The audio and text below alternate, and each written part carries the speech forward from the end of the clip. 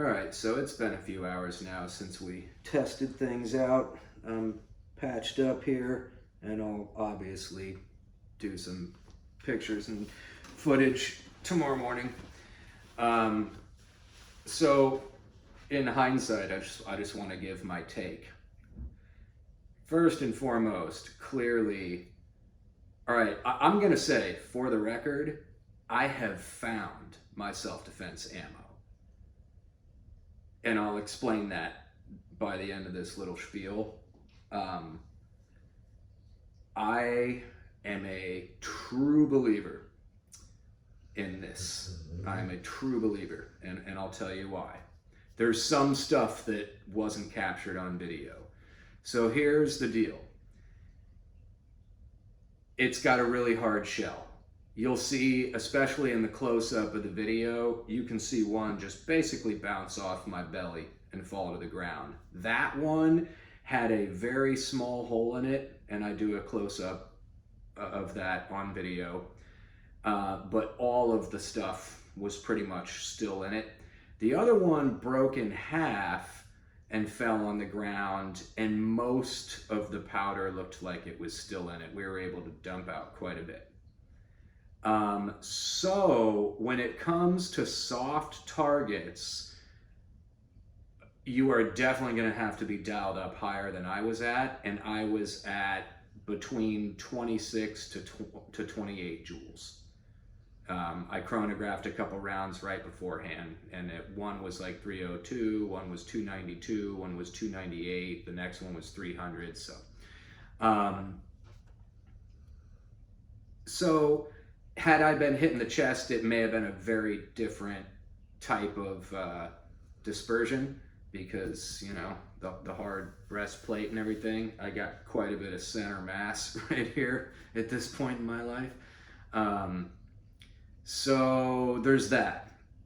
Then, and because there was no real dispersion, I can't comment on the chemicals inside in that moment.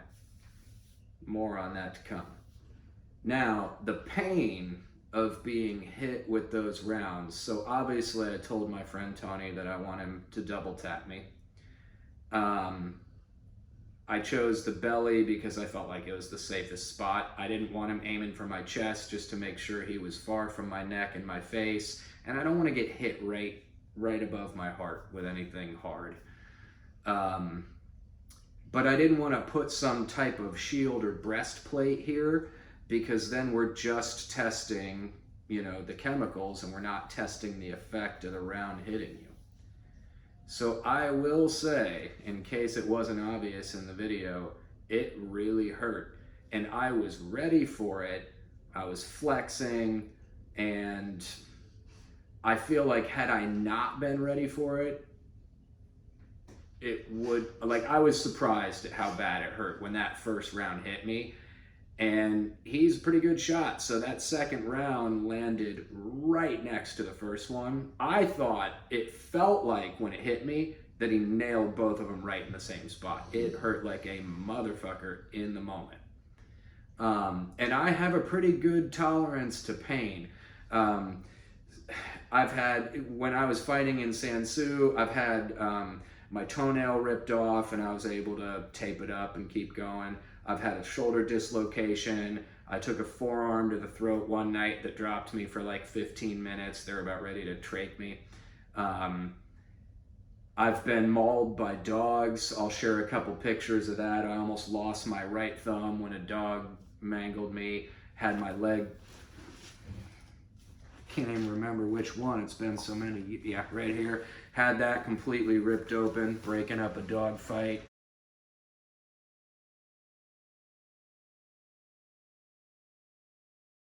I've never been attacked by a dog. It's just, I got in the middle of dog fights, and I didn't know what I was doing at that point in my life. That's what made me become a professional dog trainer, actually. I've had my head cracked against the windshield of a car, and it splintered the windshield. I've had my eye gouged by someone's thumb, like really bad, to where that dropped me for, I don't know, probably a half an hour or more, to where I couldn't even move. It fucking hurt so bad. if you're ever in a jam, stick your finger right into someone's eyeball as hard as you can, and I promise you, only the most savage beast on the best PCP is going to withstand that. So yeah, I can take a beating, and I've taken a lot of beating. I've been punched and kicked a lot in martial arts, so I'm no stranger to wounds and getting hurt. This surprised me. It really fucking hurt. I almost, like, he wanted to make sure on that second shot hit and that it didn't hit my arm or whatever. So he took a little bit of time to make sure, and I appreciate that. I almost, in those few seconds it took him between the first and second shot, I almost called off that second shot. Because that first one, I was like, God damn, you know. I was thinking that he was at about 30 joules. He was a little underneath that, probably. You know, he didn't chronograph the round when he shot it. It's not, you know, it wasn't perfect, and I'll admit that. But we're right at about, we're a hair under 30 joules probably. So when those rounds hit me in that moment, had I been charging at someone and it was like pop, pop, back, back, that was just for you, Sean Kempter. That would, you never know. I mean, it would really depend on how maybe afraid I was. Maybe someone's attacking my family member. You know, how enraged I am, you know, whatever. I'm trying, you know, you can pontificate over everything. I mean, I'm in a different psychological state when I'm encouraging my buddy to shoot me than I would be if someone hit me with one of those as badly as it hurt. If I looked down and it was bright enough to me to be able to see, like, oh, if he just shot me with something that's not a real gun, would the rage take over and completely eliminate the pain, and would I keep going? I think the rage would definitely overtake whatever pain I was feeling, but would I keep going? No. I wouldn't. I mean, that would probably, I mean, it would have to be like my life was on the line or someone I loved to want to eat more of those. And I got shot in the easiest part of the body, like getting shot in the kneecap or right in center of the chest or the face or the neck or the fucking balls. 28 joules. 26.5 joules, somewhere in that ballpark, turned out to be a hell of a lot more than I expected. And of course, I just had a t-shirt on because I didn't want to cheat. I didn't want to put on a sweatshirt. I wanted to see what it would do. That's the whole reason I did that. I truly wanted to see how effective these rounds were, because let's be honest, those pepper balls, they're so light that unless that chemical dispersion does the trick, they're not going to stop you. Like, I've been hit with, I haven't taken the pepper ball live max, but I've been shot with pepper balls. I've been shot with paintballs at high velocity. They really don't hurt that bad. So this fucking hurt. No doubt about it. I'm not going to lie. It hurt way more than I thought it was going to. You'll see the video, within like a minute, I'm totally stable. You know, for the first 30 seconds, I was hot. You know, when you see me going like that with my shirt, I didn't want I wanted wind on it. Like, it stung really fucking bad. But did I get nauseous, dizzy, like mild shock? No. But it really hurt. And if I didn't know what was going on, I definitely would have thought that I had been shot. Absolutely would have thought I had been shot. Like, if it's in the dark and I'm up to no good and then bam, bam, I would think I had just gotten shot for sure. It would take me, the amount of time it would take me to figure out that I hadn't been shot and be like, motherfucker, that person could have either been long gone or dumped the rest of the mag on me. And that was one thing that Tony and I talked about once we turned off the camera. He's like, can you even fucking imagine how brutal it would be if I had shot you 10 times? No, not even at 28 joules. That would have been so goddamn miserable that I don't know, I think I'd be on some drugs right now. So seeing as these can be shot up to 44 joules, according to Kurt, there's a lot of potential for this ammo, because here's how I see it. Now, even some pepper balls I've shot at 40 to 45 joules and they haven't broken, but they're not intended to be shot with that much power, so I think you run a risk maybe. And then of course, even when you do shoot them at that kind of power, it's not the same. It's just, they're so light, they're so wimpy. So you're going to want to aim for the face, or, you know, aim for the wall if it's there, whatever, you know, we've seen all those videos. So my take when it comes to chemical projectiles is one where the second I saw these, the second Grimburg started advertising these, I was like, I think I just found my self-defense ammo for life. Everything else I can practice with. I love some of the, like, Canada Riot balls I'm a huge fan of. I love HP 68s, I always will.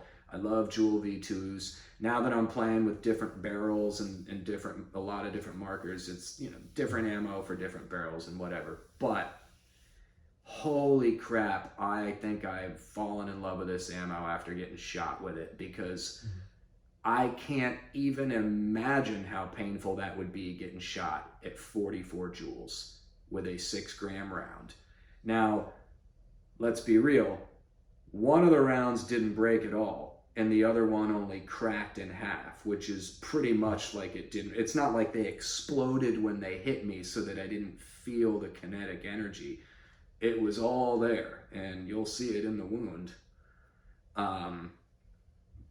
So it did not rip my t-shirt, though. I was very surprised about that. I will never test getting shot at 44 joules, not even with a chemical projectile that may or may not explode when it hits me, because that was enough. I don't want any more of that. Jeff Mackay, if you end up testing a 44 joule shot, which, I mean, we're in potentially lethal range there, so that, I think that's really actually unsafe, because I think there's a chance you could rupture an organ if you're hit, if you get shot in the back and you take it right there.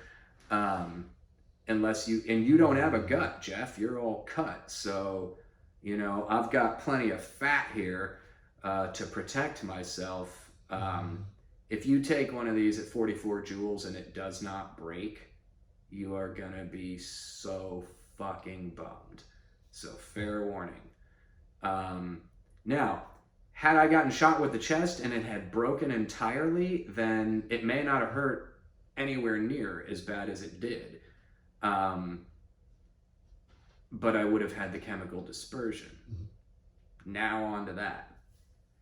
So there was no dispersion, and I didn't know that in the moment, because I'm not gonna lie, when I got hit with those rounds, that hurt so fucking bad. That's all I was thinking about.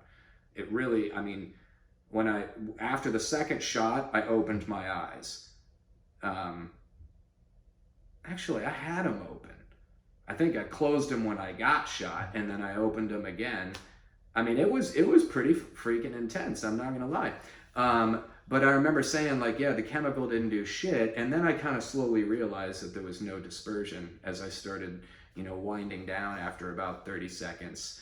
So then later on, when we were cleaning everything up and I shot a little bit, you know, footage of the rounds laying on the ground, I was like, you know what, I just want to see.